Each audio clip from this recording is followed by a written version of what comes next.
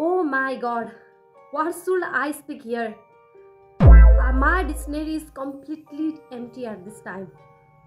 मैले भर्खरै बुढा सुब्बा डिजिटलबाट जे हेरे देखे product for that thank you Nepali film industry for giving us such type of movie साँच्चै नै मुभी हेरेकै फिल भयो यो पालि चाहिँ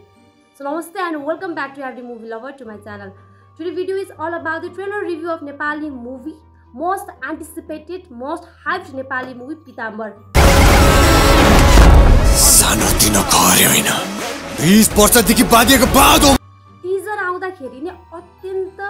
दर्शकको माया पाएको पिताम्बरले फाइनली आफ्नो ट्रेलर पनि रिलिज गरेको छ एन्ड आई थिङ्क ट्रेलर आउँछ भनेको केही दिनपछि ट्रेलर आयो आई गेस एउटा डेट तोकिसकिँदापछि अब आन्दोलनको कारणले मेबी त्यो अब डिले भयो होला डिले भएर पनि केही छैन we loved it absolutely so movie चैत्र 29 गते हलमा लाग्दैछ मुभीको director Krishna Chaulagain first of all female डिरेक्टरले यो ग्याङ्स्टर मुभी बनाउनु भएको छ त्यसको लागि I really appreciate her courage and 3 minute लामो ट्रेलरमा देखिएको कुरा यो भिडियोबाट भन्न पनि I was completely get the shivering goosebumps so let's dive into the trailer 3 minute लामो ट्रेलरमा देखिएको मुख्य कुरा भनेको action brutal since gangster character suspense thrill सायद मुभीले ए रेटेड सर्टिफिकेट पनि पाउँछ होला त्यस्ता सिन्सहरू छन् मुभीको मुख्य आकर्षक भनेको मल्टिस्टारहरू रहेका छन् मल्टिस्टारमा हामीले versatile actor Saugat Malla Pradeep Khadka oh my god Pradeep खड्काको यो ट्रान्सफर्मेसन एक्चुअली एकदमै राम्रो छ टिजरमा मलाई अलिकति डाइरेक्ट डेलिभरीमा काम नभएको हो कि भन्ने फिल भएको थियो बट ट्रेलरसम्म आइपुग्दाखेरि त्यो कामलाई करेक्ट गरिएको छ उनको डाइरेक्ट डबिङहरू पर्फेक्ट नै सुनिएको छ दयाहाङ राई यो पालि पुलिस क्यारेक्टरमा देख्न सकिन्छ त्यो हामीले टिजरबाट पनि थाहा पाएका थियौँ र सँगसँगै सौगात मल्ल पनि पुलिसकै क्यारेक्टरमा हो सौगात मल्लको प्रेजेन्ट टाइमको स्टोरी र ब्याक पिरियडको पनि स्टोरी देखाउन खोजेको छ दुईवटा लुक्स देख्न सकिन्छ एउटामा दारी जुङ्गा बिनाको र अर्कोमा चाहिँ अहिलेको अब एकदमै बडी मस्कुलर बडी टाइपको र भिलेन क्यारेक्टरमा रहेका प्रमोद अग्रहरी अनुप विक्रम साई दिव्यदेव oh my god I am speechless after watching their work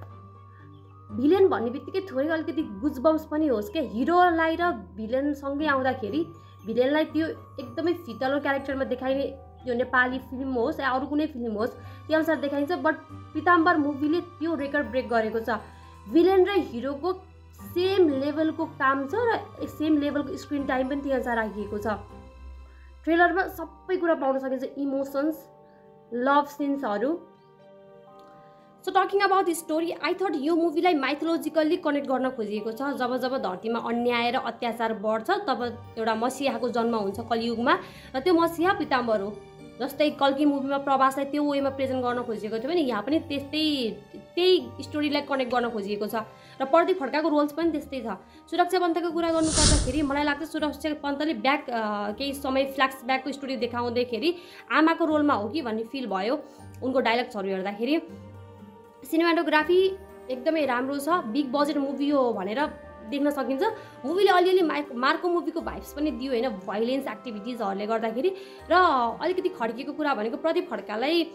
अलिकति साउथ इन्डियन एक्टर्सको रोल्समा देखाउन खोजिएको छ बट कुनै सिन्समा जबरजस्ती त्यो नसुहाएको होइन अब हामीले चक्लेटी वेमा देखिरहेको हिरो भएर होला कुनैमा जबरजस्ती नै गराएको जस्तो फिल भएको छ बट इट्स फाइन